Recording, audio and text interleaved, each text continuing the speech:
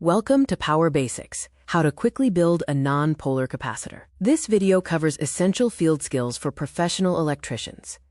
Let's begin by understanding the core theory behind capacitors, focusing on the differences between polarized and non-polarized units.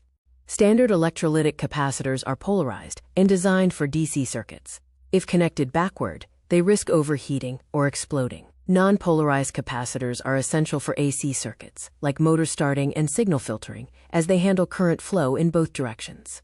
The challenge with AC power is that the polarity flips many times per second. A standard polarized capacitor fails because the dielectric layer breaks down, internal gas pressure builds up, and this can lead to short circuits and fire hazards. Now let's look at the quick build technique for creating a functional non-polar capacitor from polarized units. To build one, you need two electrolytic capacitors with matched microfarad ratings and a voltage rating higher than the peak AC voltage of your circuit. Also required are high-quality solder and heavy-duty insulation. The key is the back-to-back series link. Connect two polarized units in series with opposing polarities. Joining the negative terminals, for example, makes the pair act as a single non-polar component.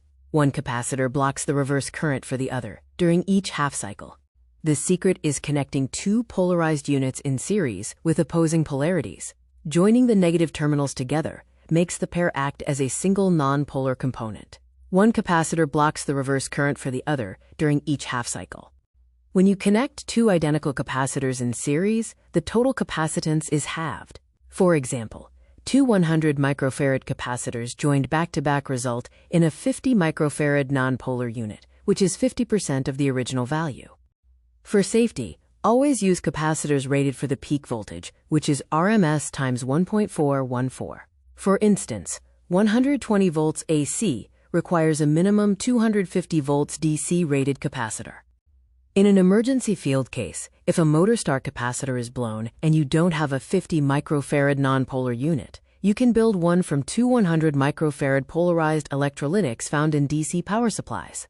Remember, this is a temporary fix. Replace it with a permanent part as soon as possible. For safety and best practices, watch for heat and swelling during AC load testing. Always discharge capacitors with a resistor before handling.